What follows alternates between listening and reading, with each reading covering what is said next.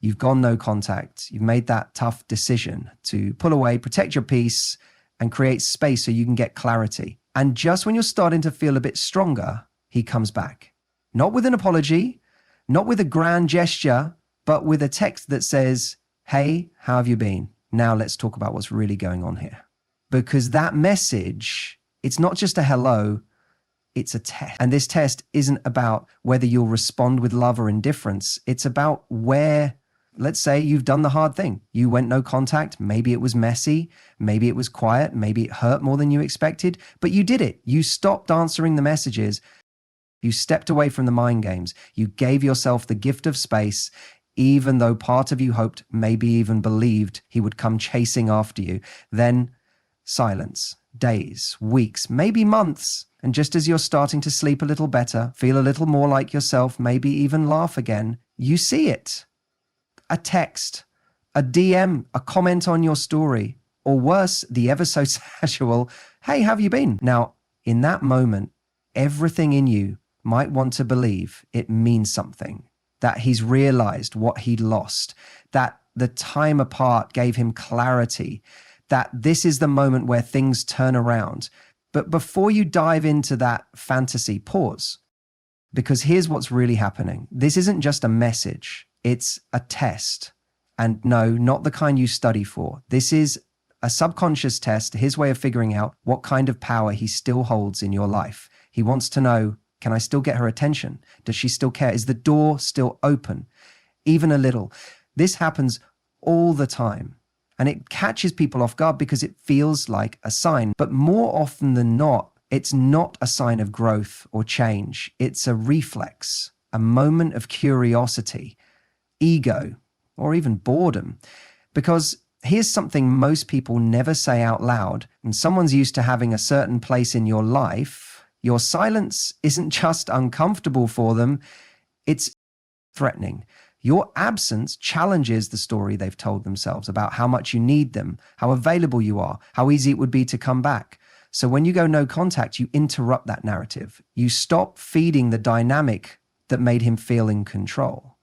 And the moment you stop responding, he notices. Even if he pretends he doesn't, even if he's posting like he's living his best life, going out, dating, acting unbothered, he notices, because people always feel it when the energy shifts. But here's the tricky part. When he reaches out again, it doesn't mean he's changed. It doesn't mean he's suddenly become the person you always hoped he'd be. It doesn't even mean he wants to get back together. It just means he's testing the water. Can I still get in? He's not asking for a second chance. He's asking for reassurance.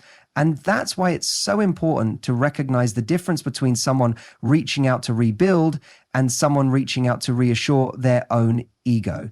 The test is subtle. It could be a message with no clear intention, a like on an old photo, a song sent to you out of nowhere, a memory brought up with no follow-up. He'll say something vague and emotionally suggestive to provoke a response, but he won't do the real work. He won't say, I've been thinking about what happened and I realize how I hurt you. Can we talk? He won't lead with accountability. He won't show up with a plan.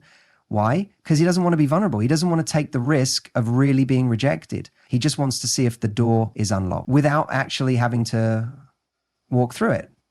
And that's where you have a choice, because this isn't just about what he's doing. It's about what you do next. Do you let the test trigger old feelings and open a door you worked so hard to close? Or do you recognize it for what it is and stay grounded in the peace you've been building? Look, there's nothing wrong with missing someone. There's nothing wrong with wanting connection. But there is something wrong with letting someone come back into your life just to prove to themselves they still can. So next time you get that message, pause. Don't react emotionally. Ask yourself, is this message about me or is it about him? Is he genuinely reaching out to reconnect or just testing to see if I'll respond? Because once you see it for what it is, you take your power back. You stop being the one waiting for breadcrumbs of attention. You become the one who chooses, not the one who gets chosen last minute. And if you do respond, do it consciously, with strength, with clarity, without expectation. But you're under no obligation to reply at all. Sometimes the best response to a test is silence. Because when you go no contact, it's not about punishing anyone, it's about protecting yourself. And when someone tries to sneak back in just to test the waters, your silence is the reminder they need. I'm not here for games. I'm here for something real. When someone comes back after disappearing or going silent, it's easy to assume it has something to do with you. You might wonder, did I not try hard enough? Did I push him away? Was I not enough? Let me stop you right there. His return, his vague message, his sudden interest, his attempt to slip back in is not a reflection of your worth. It's a reflection of his uncertainty. You see, when someone is sure about you, when they truly value you and are ready for something real, they come back with clarity, with honesty, with intention. But when someone's unsure of who they are, what they want, or what they're ready to give, they come back confused, messy, testing waters, sending little feelers instead of real apologies. And often we misinterpret that, because if you've ever felt abandoned, if you've ever been the one left without closure, your brain aches for a reason, for something to explain why they left and why they're back now. That ache will tempt you to believe that maybe it's because you finally became enough.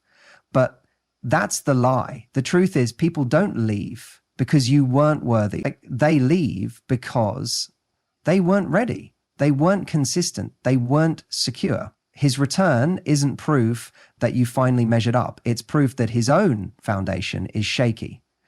He's uncertain about himself, about what he wants. And now that you've pulled back, he feels that shift. He wonders, did she stop caring? Is she talking to someone else? Was I actually replaceable? That's what stirs him. Not necessarily guilt, not necessarily love, but fear. Fear of being forgotten, fear of losing his place, fear that you're moving forward and he's being left behind. But here's the part that really matters. That fear has nothing to do with love. Love isn't afraid of your growth. It celebrates your strength. It meets you with effort, not ego. When someone reaches out just to check if they're still on your mind, they're not offering you more. They're asking for reassurance without the responsibility of actually showing up better. And if you're not careful, you'll take their insecurity and internalize it. You'll mistake their confusion for meaning. You'll think if they're reaching out, it must be because deep down, they really do care. But caring isn't enough. Caring isn't the same as choosing. Caring isn't the same as committing. And caring isn't the same as growing up and doing the work of being a healthy partner. It's entirely possible for someone to miss you and still not be ready for you, to feel your absence and still not know how to be present in your life. You don't need to take his uncertainty and make it your project. You don't need to interpret every little message like it's some kind of code you have to solve. That's not your job. Your job is to pay attention to how you feel when he reappears. Do you feel grounded, safe, respected? Or do you feel unsettled, like you're walking on emotional eggshells, unsure of whether this time will be any different? Because let me tell you, real love doesn't make you guess. You won't have to decode it. It won't show up halfway and expect you to do the rest. When someone's intentions are pure and aligned with real connection, you'll know, not because of what they say in a late night message, but because of what they consistently do. So don't confuse his indecision for a compliment. Don't take his uncertainty as proof you're winning some kind of emotional tug of war. You're not here to be someone's maybe. You're here to be chosen.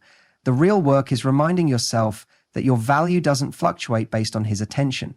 You were worthy before the message, you're still worthy now, and you'll be worthy whether he reaches out again or not. So next time someone comes back with vague energy, remember, it's not about you. It's about him. It's about his confusion, his timing, his internal struggle. Your worth is not on trial just because someone who once walked away is now poking his head back into your life. Let him be uncertain. That's fine. But don't let his uncertainty disturb your clarity. You've come too far to forget who you are. You've built too much peace to let someone else's confusion shake your foundation. So when he tests you again, not with words, but with that same subtle low forte energy, You don't need to prove anything. Let his confusion stay his. You're not here to fix it. You're here to move forward with or without him. Let's talk about the moment he reaches out again. You see his name pop up. That familiar rush floods your body. Your heart races. Your stomach flips. And for a moment, just a second, it's like time rewinds. All the memories come crashing back. The way he used to look at you. The way he used to make you laugh. The things you hoped would last.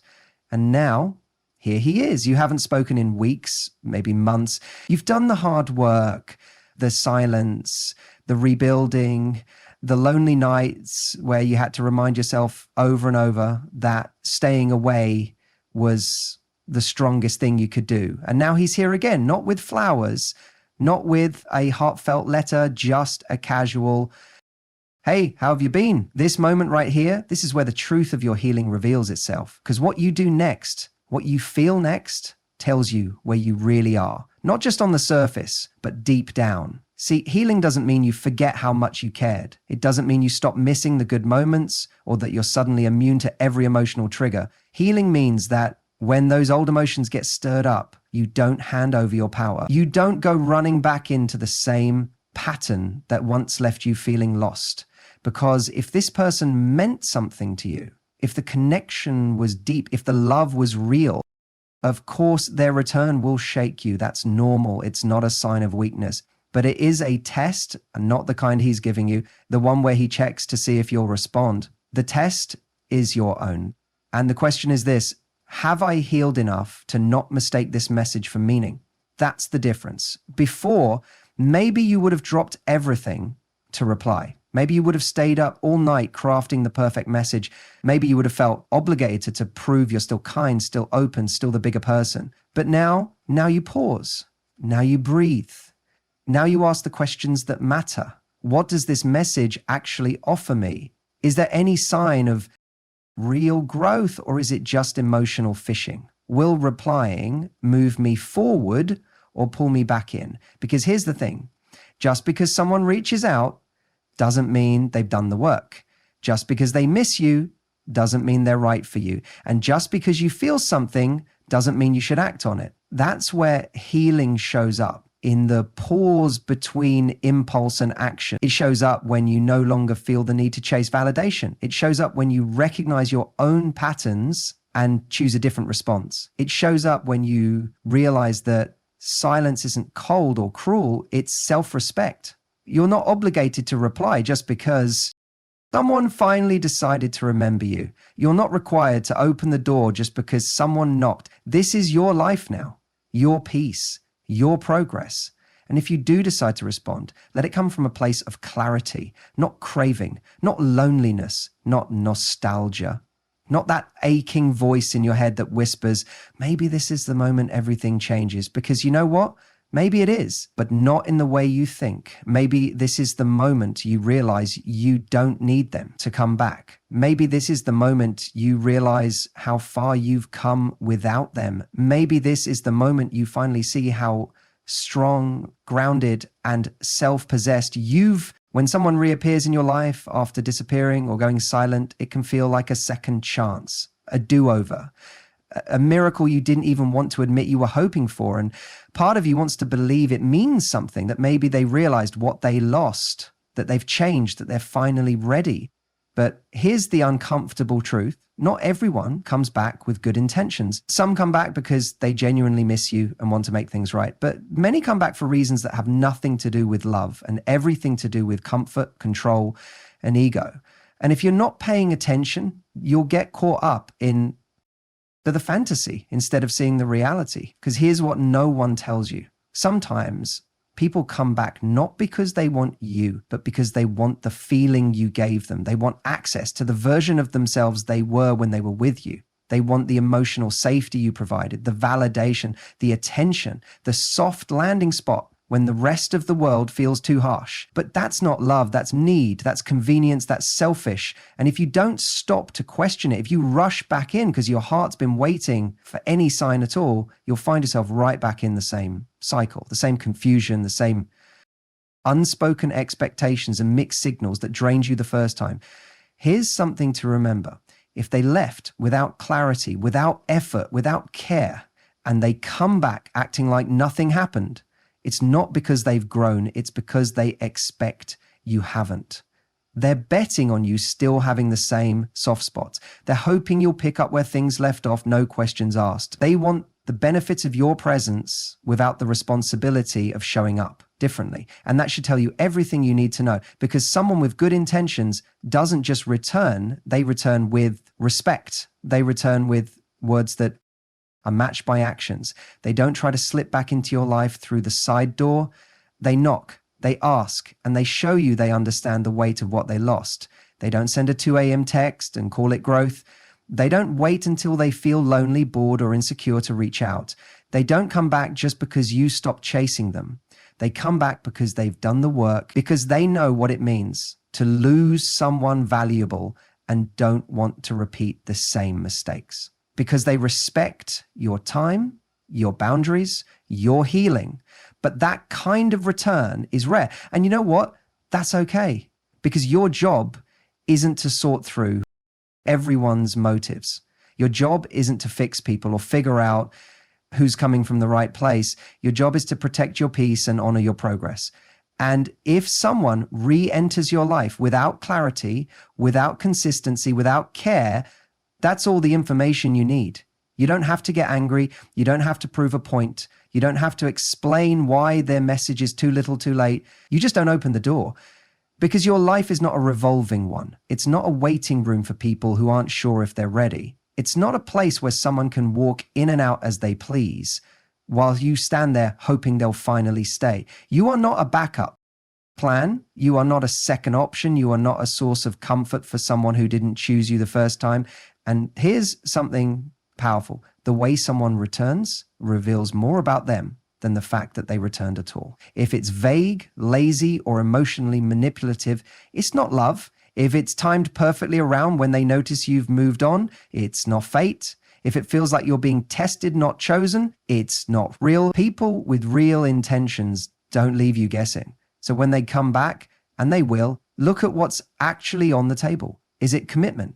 Is it honesty? Is it real change? Or is it just the same pattern dressed up in nostalgia and a well-timed message? Not everyone who circles back is meant to be let back in. Some returns are just there to teach you how much stronger you've become, how much more clearly you see things now, how much better your life feels without the chaos you used to mistake for connection. And when you see that, when you truly get it, you stop needing the apology, the closure, or the redemption story, because you already have the most important thing of all, the clarity to choose differently. Now, let's be honest, there was a time when he had all the power, not because he was better than you, not because he had more to offer, but because you cared more, or at least it felt that way. You waited for the message, you checked your phone a little too often, you overanalyzed the pauses, the silences, the hey that came 3 days late. You were in the back seat of your own story, just hoping he'd steer it towards something real. And when he left, when he ghosted, pulled away, or slowly disappeared into silence, it felt like your world tilted off balance, like you had no say in how it ended, like your worth had been left unread, just like the last message you sent. But here's the part we never talk about enough. The shift, that quiet turning point when you start choosing yourself. You stop chasing closure and start creating peace. You stop replaying the relationship and start rebuilding your confidence. You stop waiting for a message and start becoming the version of you who no longer needs it. And then out of nowhere, just as you've found your footing, he reaches out. Now suddenly, the guy who once left you on the edge of your seat is back in your inbox, asking how you are, saying he was just thinking about you, wondering if maybe you could catch up sometime. It's a moment that could have broken you 6 months ago. But now everything's different, because this time you have the power. And I'm not talking about ego-driven game-playing power. I'm not talking about trying to make him jealous or get revenge. That's not real power. That's just insecurity in a different outfit. I'm talking about the kind of power that comes from self-worth, from knowing exactly who you are, from having walked through the fire and realizing that the person who came out the other side doesn't need to chase anyone anymore. See, when someone ghosts you, they're not just walking away from your time, they're walking away from your vulnerability, from your trust, from the belief you had in them. And when you heal from that, when you build yourself back up without their help, you become someone they can no longer manipulate the same way. They can try to re-enter, but they no longer hold the same position in your life. And that's when your power becomes real, because now you get to choose. You get to decide, does this serve me? Is this healthy for me? Is this what I actually want, or just what I used to crave out of loneliness? You're no longer reacting, you're responding. You're not begging to be seen, you're seeing clearly. You're not waiting for permission to move forward. You're already doing it. Let's be real. Part of the reason he's reaching out is because he can feel the shift too. He can feel that you're no longer orbiting his world. He can sense that your energy is no longer centered around him. And that unsettles him, because when someone's used to you being available, emotionally, mentally, energetically, they notice when that access disappears. Not always because they love you, but because losing access hurts their ego. So they test the waters. They try to see if the door is still cracked open. They poke, hoping you'll open wide again. But this is where you remember, the door doesn't stay open just because someone shows up late. You decide who gets access. You decide what the new standard is. You decide whether you're open to a conversation, and if so, under what terms. And if he's not showing up with clarity, consistency, and respect, then you don't owe him anything. Not a reply, not a conversation, not your peace. That's what power looks like now. Not in loud declarations, not in Instagram quotes or passive-aggressive texts. In quiet confidence. In the knowing that you are not the same woman who once settled for half effort and false hope. You've outgrown the games. You've outgrown the drama. You've outgrown being chosen second or not at all. So when he comes back, you don't need to prove anything. Not that you're over it, not that you're better, not that you've moved on. You are better. You have moved on, even if your heart still remembers. Because the new you makes decisions from strength, not scarcity. And that is real power. It's not about who left or who came back. It's about who you became in the meantime. There's a moment in every person's journey where you're faced with a choice that feels deceptively simple, but it holds the weight of everything you've learned. You've gone through the heartbreak, the waiting, the wondering. You've done the self-work, sat with the silence, pulled yourself out of the pain. You've cried, you've questioned, and eventually you've climbed. Slowly, steadily, into a stronger version of yourself.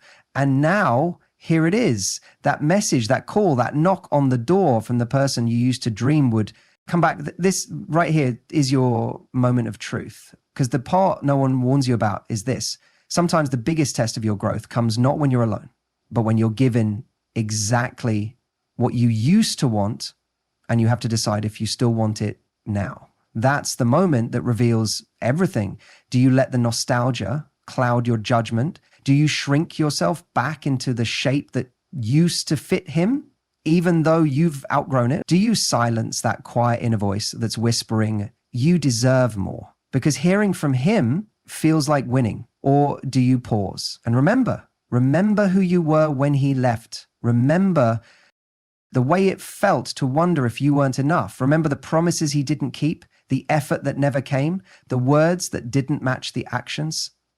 Not because you want to punish him, but because you don't want to abandon yourself again. This is your line in the sand moment. Not to prove anything to him, not to seek revenge or validation, but to honor the woman you've thought to become. The one who held herself when no one else showed up. The one who learned to sit with discomfort instead of running back to familiar pain. The one who finally sees the difference between someone missing you and someone being ready for you. You've earned clarity. You've earned standards. You've earned the right to protect your peace without guilt. So when he comes back, whether with an apology, a vague check-in, or a grand gesture, ask yourself the question that matters most. Does this align with the life I want? Not the fantasy, not the memories, not the hope that maybe this time will be different, but this person today, their patterns, their communication, their capacity to meet you where you are now, not where you left off. And if the answer is no, then it's okay to walk away. Not in bitterness, not in anger, but in self-respect. You don't need to yell. You don't need to explain. You don't need to defend why you won't go back to a version of yourself that settled for less, because you already know. You know what love should feel like. You know what it looks like when someone shows up with both feet in, not one foot out the door. You know that consistency is love in action, not just convenient words when someone's lonely. And if he's truly changed, if he's truly grown, you won't need to chase that clarity. It will be obvious in the way he moves, the way he respects your space, the way he doesn't expect immediate forgiveness, but earns his place with honesty and effort. But if he's only back to see if you're still available, emotionally or otherwise, that's not love, that's comfort. And you didn't survive all this just to be someone's emotional cushion. This moment is about choosing the future you want, even if your past is knocking with a smile. It's about trusting yourself enough to know that just because someone reappears doesn't mean they belong in your life again. And just because you still feel something doesn't mean it's right to act on it. The truth is, not every story needs a sequel. Sometimes the most powerful thing you can do is let the chapter end with grace, with dignity, with your head held high, because this time you choose how the story ends. You don't wait for someone else to decide your worth. You don't hand your heart back to someone who didn't know how to hold it the first time. You look at who you are now, grounded, wiser, clear, and you say, I'm proud of how far I've come. And I'm not going back to where I started just because it knocks on the door with a familiar voice. This is your moment, not his, ours. Own it.